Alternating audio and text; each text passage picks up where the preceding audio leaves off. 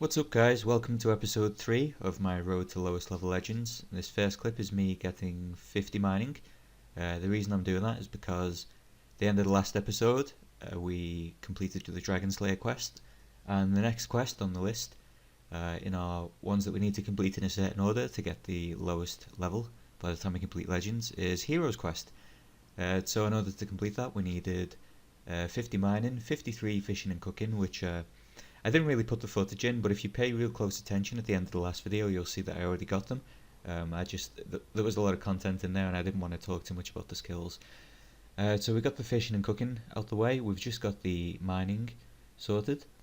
I spent some of level 49 to 50 mining, getting some copper and tin, so I could start smithing. Because my plan, I power mined iron most of the way, but I wanted to trade over the bars, which I already have on other accounts, to get the smithing XP the fastest, because that'll be faster overall rather than banking my ores all the way while I'm mining.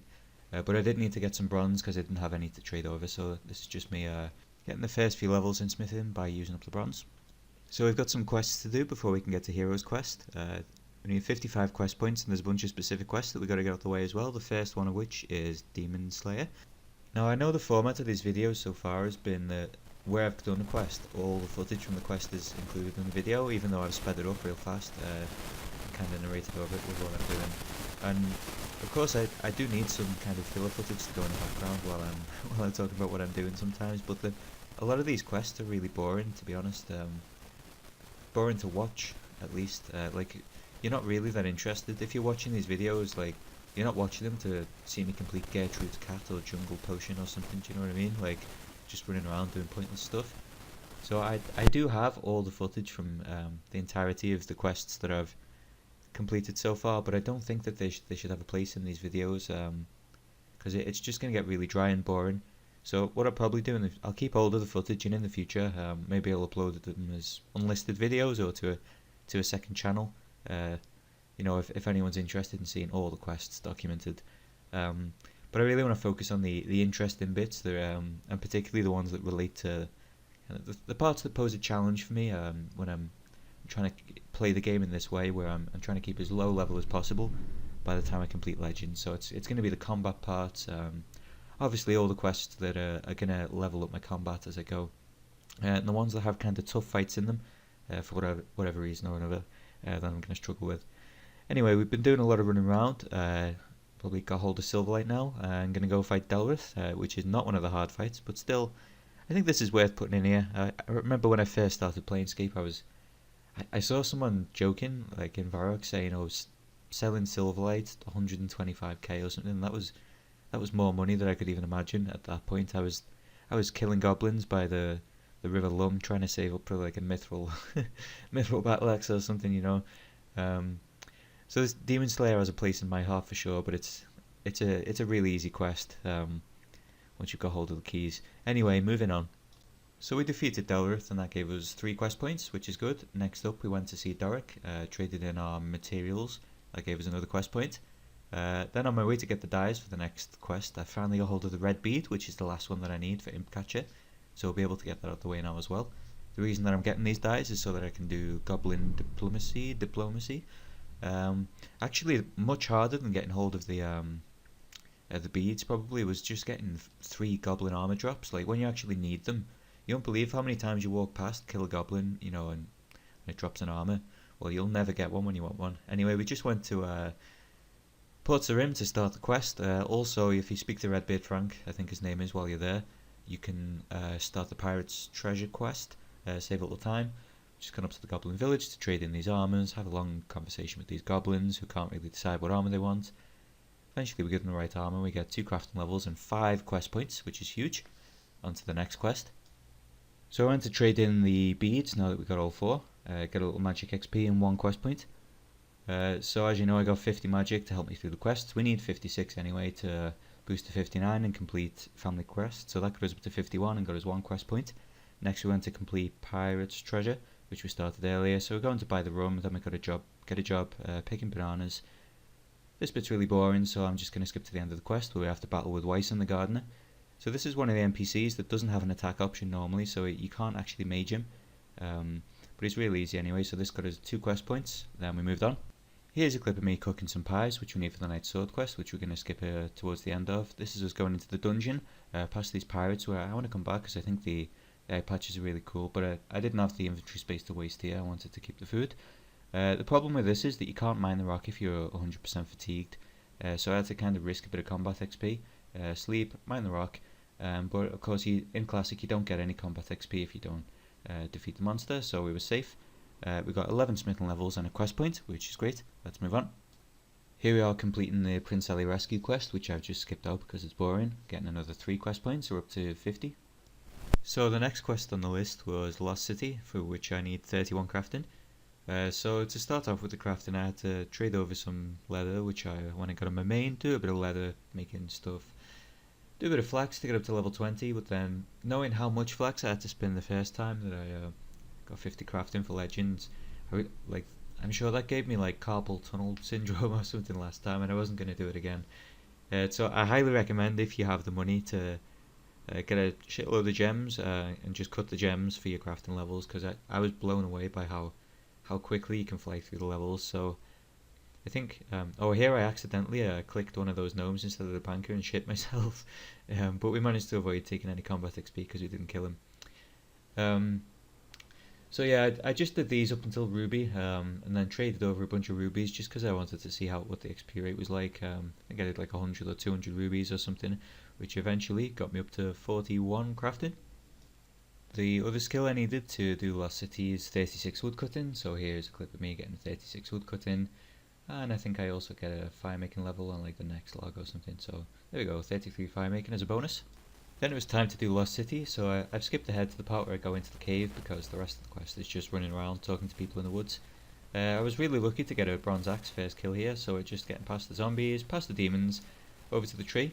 So fortunately, although you can't bring weapons in here, you can bring just runes and mage it, so this is really easy. Just your prayer gets drained when you go into this place, but you can just sit back up again, so it's no problem. So we got the branches, got out of there, equipped fletched into staff, equipped the staff, went to the shed and got 3 quest points. So the last prereq quest before heroes is Druidic Ritual. I've left this bit in here because like earlier as I mentioned with Weiss and the Gardener, you can't usually attack him, so he doesn't have a left click attack option, so you can't mage him. And exactly the same is true with these suits of armour that guard the door to the cauldron in Druidic Ritual.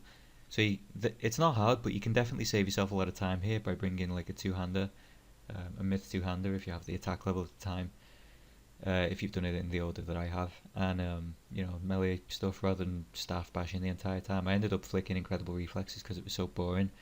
I've played this at 4 times speed, but anyway, just a warning for anyone who attempts this, that you can't mage these. Okay, so we finally got through, used the meats on the cauldron, returned back to Kaquimex, and he gave us 4 quest points and 2 Herblo levels. Okay, actually I lied, the last quest that I have to do before heroes is Shield of Arav, so we've kind of overshot the quest points, but that's good, it will put us in good stead for doing legends. Just trading with another account that I have from the other gang to get the key and the shield half. Coming up here, killing this weapon master guy, grabbing a bunch of phoenix crossbows, getting some spares just in case, just for the personal collection in the bank. Crossbows look kind of cool in RSC in my opinion.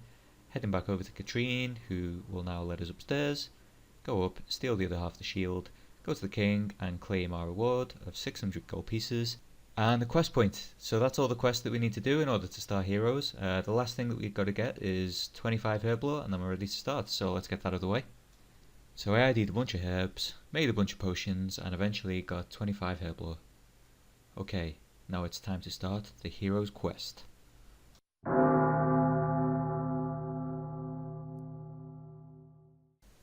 So here I am speaking to Achetes to start the quest.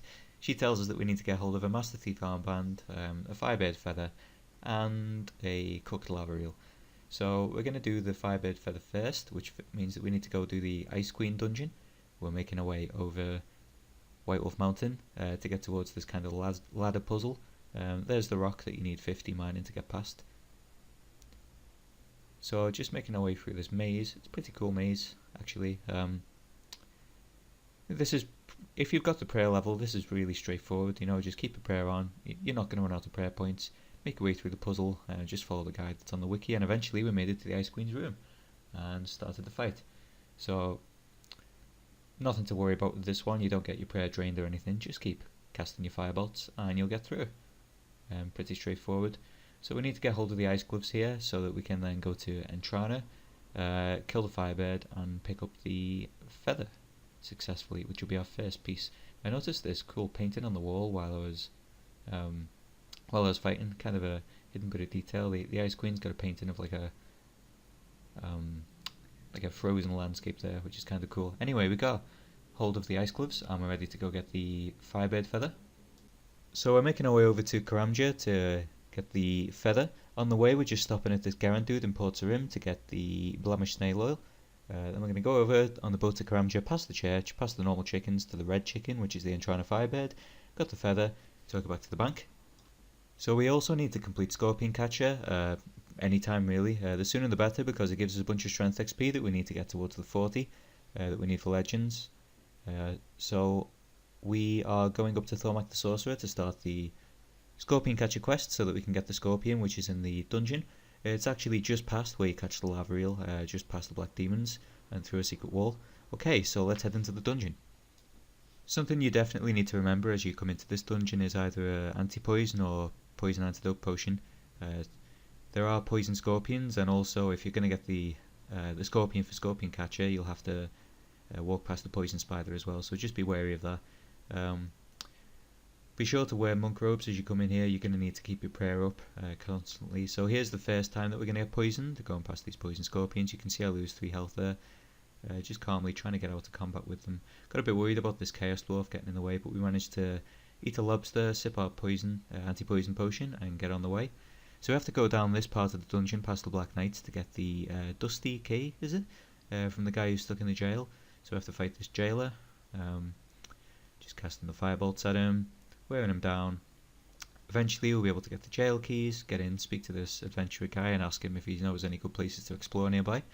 He will give us the Dusty Key that will allow us to get through the door to the dragons. Just beyond the dragons we will be able to get in to the area by the Baby Blues where we will fish the lava eel, and then just beyond that we will be catching the scorpion. So I've kind of explained what's happening way ahead of time now. We're just calmly making our way past these Black Knights. This probably looks relatively straightforward on the video, and I guess it was really. It wasn't too much trouble. I was lucky not to get hit by the poison scorpions again on the way back through. Just trying to navigate my way through the Chaos Dwarves. You find with aggressive enemies that kind of stand in your way that it's faster if you kind of walk to the next one and attack it on purpose, because then you can move through it the next time. Anyway, I was kind of worried here that if a blue dragon attacked me, I might actually take some dragonfire damage on the first hit. I don't know, is that a thing if you've got a shield on? I'm not sure. Anyway, I found if I tried to fish the spot, I couldn't because I was at 100% fatigue. So this is another scary point where I need to risk taking some combat experience in order to complete a skill task. Fortunately, the other Baby Blue kind of stayed off me, and I guess there's not really that much problem, not that much risk of me killing it, so it's relatively safe. Decided to get 3 lava eels in case I burnt the first one, which we have. So now we've got to make our way through this clusterfuck of big black demons. But no worries, we managed to make our way through. Here's the second point you'll get poisoned by the poison spiders. Well, I think I got kind of lucky. I'm not sure if I actually took the poison. And we finally got the scorpion. So now we're ready to get out of the dungeon and move on to the next part of the quest to get hold of the Master Teeth armband. So I set off with Guario, my main in tow. Guario's in the Phoenix gang, I'm in the Black Arm gang, so I get the easy task of putting on the disguise and heading in. Guario's going to range through the window to take out the guard. So first we're going to go over to the base of operations over here. Speak to this dude who's going to tell us what to do. We'll put on the armor, suit up and get ready. Head over there, wait by the door a second while Guario sneaks around the back and gets into position. Then we'll go in and lure Grip into the back room. I really don't understand why we can't just kill him. You know what I mean? Anyway, so Guario shoots him. We get the treasure key, go into the treasure room, get the candlestick. We head back to Katrine and she gives us the armband. And that's it, we're ready to go finish the quest. So guys, I put on my most heroic outfit that I could find in the bank. Got my lava eel, my firebird feather, and my master feet armband that I recently acquired. Headed over to give Achetes the good news, and she made us an official member of the Heroes Guild. So now we're up to 31 combat. I think I'm actually going to do a freeze frame here so we can kind of take stock of what's happened. So we got a strength level, which is great news. That brings us a bit closer to the level 40 that we need. We got 2 defense levels. That should be our defense done now. We should be able to stay at level 18 and complete Legends quest. Finally got a hit points level, so we're not 10 HP anymore, which is a real big deal. We got an extra attack level, which it's expected we can deal with. A bunch of skills and a quest point. So great news. We are now officially a hero at level 31, and there's one more thing to do for this episode. One thing that did make me laugh is that I've ended up 1 XP away from level 12 hit points.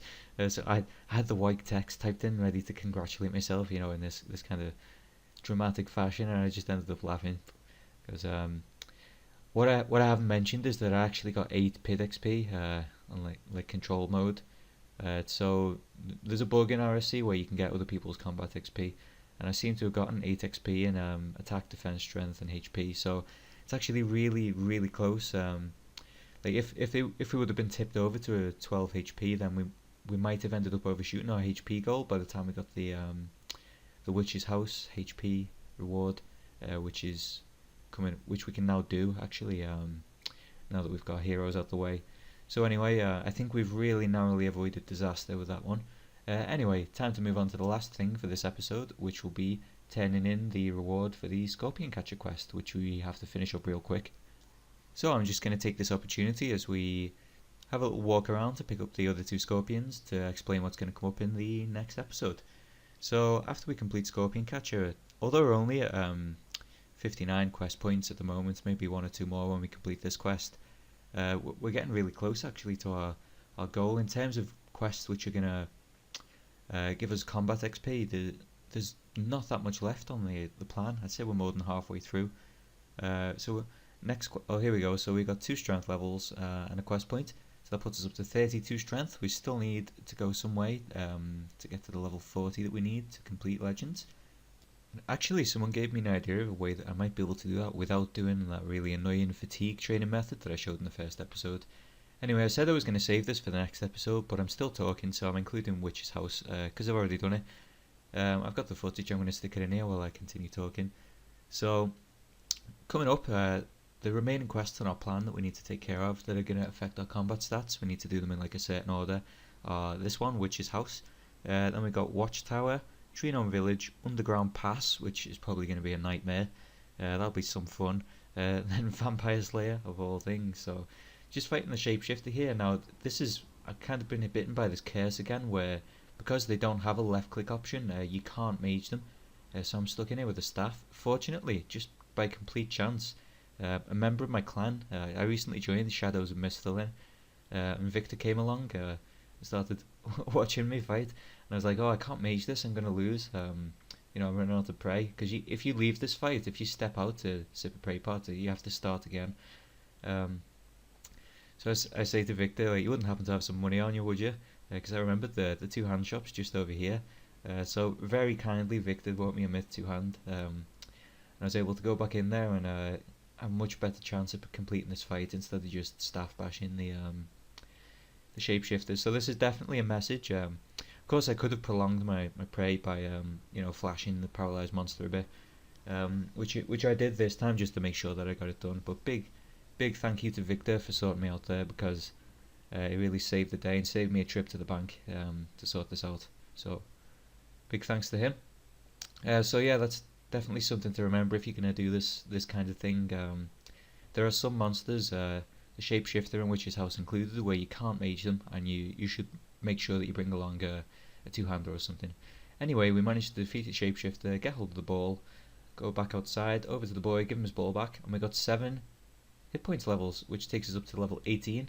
Now, if we don't fuck anything else up, I think our hit points level is actually going to stay at level 18 when we complete Legends, potentially. I think that's our last dose of hit points XP. So as long as I don't mess up, and I'm making no promises here, guys. I know I said that I'd do lowest level legends, but I mean, I'm gonna put in a disclaimer that this is the lowest level that I'm gonna manage. You know, I've got a target combat in mind, and I think someone has done this before, so it's not a secret. But I'm gonna leave the suspense in there. I don't want to say it in case I end up one higher. You know what I mean? Um, anyway, guys, so like I said, coming up after Witch's House, we've got some skills to do. We've got Watchtower, Tree Gnome Village, Underground Pass, Vampire Slayer, shitloads of rubbish quest points like Gertrude's Cat and stuff that we've got to get out the way. Then we'll be on to Legends Quest. So I'm not sure how much I'm going to manage to squeeze into the next episode. I'm trying to keep some action in each one because I think I don't want to do a whole episode that's just me doing fucking Gertrude's Cat and Plague City and, you know, quests where not much happens like that. So hopefully I'll keep it action packed for you guys. Anyway, tune in next time to see how I'm doing. I'll do my best to make some good progress. Catch you next time, guys. Thanks for watching. If you liked the video, make sure to click like and subscribe. See you next time.